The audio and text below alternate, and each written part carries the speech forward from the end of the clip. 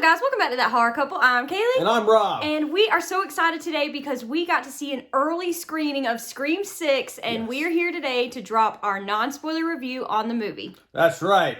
See, we're going to spoil it, but not that much. Yeah. No, not really. Yeah. We're going to go undershirt, but over bra. Okay. We're just going to put the tip in. Yeah. Not the whole thing. Yeah. Basically, this film rocks. Yes, we're so excited. I was very happy with it, and let me tell you, all you Scream horror nerds out there, you were going to have a nerd boner. Yes. And you're going to be stroking it. Yeah, you're going to have such a good time with this. It's going to leave you with a red right hand. Face it, baby, these days, you gotta have a sequel. You know what I'm saying? That horror couple. Oh, yeah. That horror couple. It's us. That horror couple. That horror couple. And they talk about horror. Like and subscribe. In the next installment, the survivors of the Ghostface killings leave Woodsboro behind and start a fresh chapter in New York City. Directed by Matt Bettinelli-Alpin, Tyler Gillett, starring Melissa Barrera, Courtney Cox, Jenna Ortega, Jasmine Savoy Brown, and Mason Gooding. To kick off our likes of the film, to keep it in non-spoiler territory, we're gonna have to say we really love how the film opens up, and we are in the setting of New York City. New York. Yes. Ghostface takes Manhattan. I know, it's so awesome. This whole setup is like great. We get the killer Scream opening that we always get with a Scream movie, and this is probably one of the best openings in the Scream franchise. I have to say, it was like a favorite for me, like the whole opening sequence. Almost right away, you get the location in New York, awesome view, awesome atmosphere, and right away, the blonde lady, you know, Samara Weaving, from The Babysitter and Babysitter Killer Queen. Right away, she's involved in a phone call. So this is Scream vibe right off the bat. But she's in a bar in New York City, so. Bar to an alley, though. Yeah. Which was a super creepy opening. Yeah, it was such an awesome opening. We can't wait to talk about, like... It's not a spoiler. Yeah, no, that was just the opening. We didn't say what happens, but yeah, we're just talking location. It's all good. But yeah, the location is awesome. And speaking of the location... throughout the movie, this is not a spoiler, by the way, they show one of the characters is watching Jason Takes Manhattan, and that is the movie in the Friday the 13th franchise that took Jason out of Camp Crystal Lake to New York. So we're kind of in similar territory with the whole Scream franchise ending up in New York City. So it works perfect. Exactly, and also that person watching the Jason Takes Manhattan, they were also film students, so on their wall was all like horror. I just hit you. It's okay. I just totally whacked her eye. I'm blinding her. She's gonna have to wear a patch like a pirate. Yar, me matey. Yar. It cuts eventually to two film students, and that guy's apartment was all like horror. Oh, I love the horror posters. Yeah. Every one of these films in this franchise, there's always at least like one like really big like horror movie nerd in like the cast, and they always have like posters, and it's so awesome to see all that because we're huge horror movie fans, obviously. Gonna blame the movies. What's really cool about all of the Scream movies is that each of them kind of has their own agenda to what they're gearing towards audience-wise. This I one feel like is no different either. Yes, for instance, the first Scream movie was more about like a love letter to the slasher genre. A few movies, take a few notes. It was fun. All the rules of a slasher film. Yes, it was all the rules of a slasher film. You had to follow them, or else you die. Don't have sex or drink. Don't say be right back. Jesus Christ, you don't know the rules? Scream 2. Yeah, that one, it was a love letter to sequels Yes. in the movie fandom. Like, you need a higher body count. Yeah, higher body count, more gore. Number one, the body count is always bigger. Number two, the death scenes are always much more elaborate. More blood, more gore. Carnage, candy. More gore. All characters are, they could go in any minute, kind of thing. To the third one, which followed the rules of the trilogy. You are dealing with the concluding chapter of a trilogy. Which was like, so they went through that, through 4, 5, and this one. I thought, it wasn't like 4 was like a shout out to like remakes. It's got the first rule of remakes, Jill. Don't fuck with the original. Scream 5 was more of like, our telling or a shout out to the requel thing. Where it's not quite a remake, it's not quite a sequel. It's a requel. It's a requel. Oh my god, he's making a requel. A what? Yeah. It's not quite a burger. Yeah. It's a Whopper. Yeah. This one is more of like the rules of a franchise. Yes. So that brings in the rules from all of our favorite like other horror slasher like, you know, franchises like A Nightmare on Elm Street, Friday the 13th, Halloween. I just loved, and I loved what a franchise this has become. It's very aware of what it is. It's very aware of like the goals that it has to accomplish. Plus, giving like a shout out and a wink, wink to the fans. I thought they did a great job. Like the rules of a franchise. This is about an entire franchise now at this point. So. Of course, like we don't have Randy anymore, but we have his nieces. His niece and nephew, Chad and Mindy. Yep. They were carrying on the rules of the franchise, which I thought was cool. They're so cool. I love their characters so much. They were a part of the core four, which was, what, you know, Sam and her sister, and then Randy's niece and nephew. Brings me to the cast. The cast is they were definitely a like. great. The cast is so likable. I thought the character Samantha Carpenter. Yeah, I love her. And, Melissa Barrera. Yeah, Jenna Ortega. They all knocked it out of the park. The core four. It's a cool name. I feel like they flesh them out more in 6, you know, in comparison to 5. I feel like 6 did a much better job in getting to know these characters much better. And I just like the overall story of this. This movie follows the events of part 5. The two sisters, they move from Hillsboro to Woodsboro, yeah. Did I say Hills? You said Hills, it's okay. Woodsboro, California. What's Hills from? I don't know. The hills have eyes. I don't know. Why did I say Hillsboro? I don't know a place called Hillsboro. Woodsboro. Wood. It's Woodsboro. I got wood. Yeah. This movie gives me wood.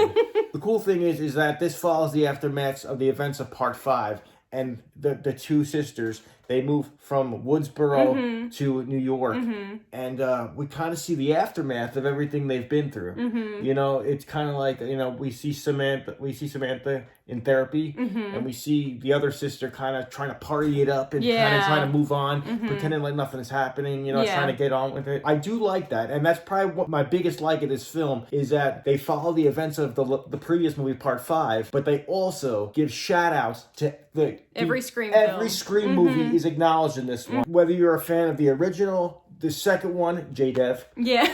J-Dev is all about Scream 2. Yes, shout out to J-Dev. When he's not watching Big Bang Theory, he's watching Scream 2. There you go. And or whether you like part 3, 4, they acknowledge all of this, especially when they're investigating the cases. There's like what's that called? The pinball. a shrine. No, the cop.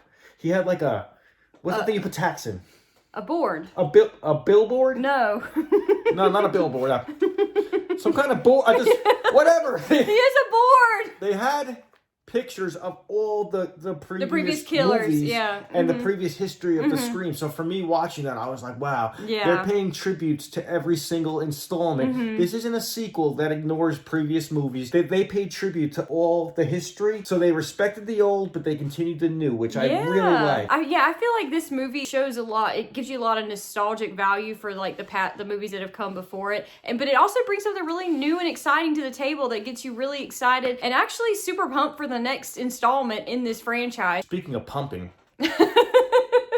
or getting pumped, Ghostface in this movie was pumping that goddamn knife into them. My god. Hardcore! Yes. The gore and kills in this movie were phenomenal. They were probably some of the goriest in the entire franchise. Dude, it's hardcore, these kills. I don't think I've ever seen a more brutal Ghostface. Very, very brutal.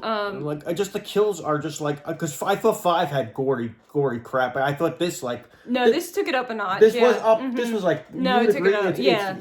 Even though someone got stabbed in the throat last time, I think this was pretty. Oh no, this was pretty. It was pretty gory. Yeah, they were getting gutted. Yeah, you got to see the gutting. Yeah, it's pretty gory. Yeah, it was pretty wild. But again, it's a spoiler review, so we're not going to say who. Yes, or non-spoiler. Where. Yeah, so we're just going to say. Yeah, you got to wait till Monday the 13th for our spoiler reviews. Make sure you're hitting that bell to be notified about all of our new horror movie reviews that we post on our channel. Yeah, so we're just going to go over the bra for now. Yeah. But then we're going to go under the bra. Yeah, for the spoilers. We also got some returning characters. Yeah, and this also is not a spoiler because they were in the trailer. Yeah. So if you're not going to do your homework, ain't my problem. Yeah. Right? Not a spoiler. But yeah, we get Gale and Kirby back, which is awesome. I love Scream 4. It was so cool to see Kirby back. And it's always great to see Gale Weathers back. And I liked her character in this one so much. Oh, yeah, me too. She's not that, like, snobby bitch reporter she used to be in the early movies. I think now she's kind of... Grief changes people, yeah. Yeah, but don't you agree she's kind of like one of, like, the crew now, and like Sort of, it feels- she's yeah. out to get Ghostface as much as anybody. She ain't writing books this time, like doing it. She's not like that. she wants it anymore. on the action. Yeah, she's like, bitch, you mess with me, I'm going down. I think on the trailer you can even see she's like, Yeah, I'm in gonna the blow trailer. your fucking Yeah, head off. it's in the trailer. I love I'll Courtney be Cox. there for Yeah. you, cause you're there for me too. Another awesome thing about this film is that it takes place on Halloween. It takes place in October. New York, Yes, on a Halloween. October, dogs Right? and cats. Dogs and cats?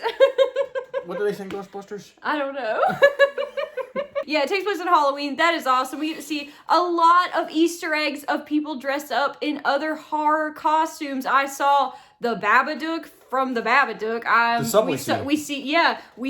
This is all in the trailer. This scene is in the trailer. We see a Doug Bradley like Pinhead. We see Michael Myers We was see there. plenty of Michael Myers. Leatherface. We see Leatherface. There was just keep an eye out for that when you do go see the film because there's a lot of you that. see it in the trailer, but like when you watch the actual movie, that subway scene is fucking cool. Like, Yeah. it's so much better when you're in the movie. Yeah, There were so many things that like the trailer did show, but like when you actually see it, it's a different experience. It's like times 10 better. Yeah. I just love like the whole Ghostface museum too. I love that too. I think yeah. that was better in the movie than like in the trailer. The trailer, like I said, they just showed us the tip, and we're just putting the tip in right now. We're not really thrusting. Yeah, so so as far as dislikes of the film, I have to say that I missed Neve Campbell. I'll say that. Is that a spoiler that she's not in it? Yeah, no, Okay. it was announced that she wasn't in the film, so no, I missed her in the movie. So She's the hopefully killer at the next end, one, actually. No.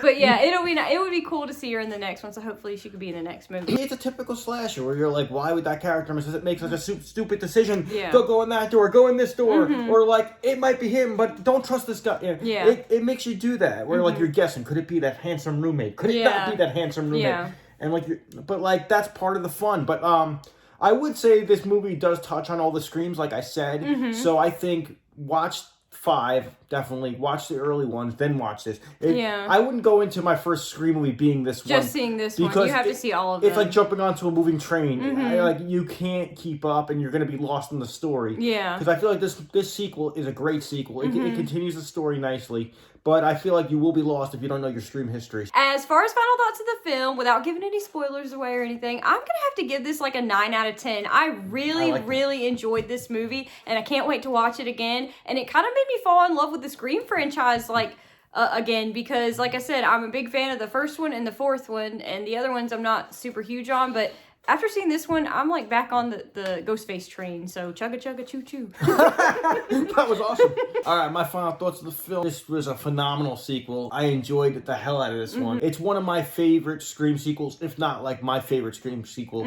I swear, like when you're naming your favorite Scream sequels, this one should come up. Yeah. It should be like 2, 4, 6. Yeah. This should be in like the top 2 of your favorite movies. Yeah. It was well done. It respected the old. It continued the new. They upped the Kill count, the yeah. gore count, the body count. The location in New York kicked ass. The characters came back and they're super likable. Yep. The twist at the end, Which we'll talk about on Monday the 13th. no, but I like the twist at the end. I suspected something, but I didn't Say anything, I yeah. didn't suspect everything. Yeah. But so the twist is like, oh my god, what the fuck? Holy shit, Grandma! And then it sets the groundwork very nicely for Scream 7. Yeah. So this is a 9.5. 9.5. Okay. It's close to damn perfect. Yeah. And we're very, very happy, and we want to thank everybody involved in bringing us to the early screening. Yes. Always invite that horror couple to sit with a bunch of professionals that know we what they're enjoy doing. it, yeah. You gotta mix it up with some people that have no idea what they're doing. Yeah. And that's us. That's us. Well, they're like wearing suits, and Well, I'm they're like, like really professional. Yeah. They probably write for a paper. or I'm something. walking in with like Liquid Death, like, sup, y'all? I'm Rob. Well, if you have screwed, hang on. All right, one. If you guys like the tip, No, hang on. So please comment down below. Let us know your thoughts. If you've seen Scream 6, let us know your thoughts. Please, no spoilers yet. We will drop our spoiler review on Monday, March 13th. So keep an eye out for that. Make sure you're hitting that bell to be notified about all of our new horror movie reviews, horror movie trailer reactions. Make sure you like, comment, share, subscribe. Share on social media. Share us to your friends. Once again, I'm Kaylee. share us to your enemies too. Yeah. We don't care. Those people too, Just yeah. whore us out. Yeah, thank Be you. a pimp. You're the pimp, we're the prostitutes. Yeah. Hope you guys have a wonderful day. We'll see you guys soon. Thanks for watching.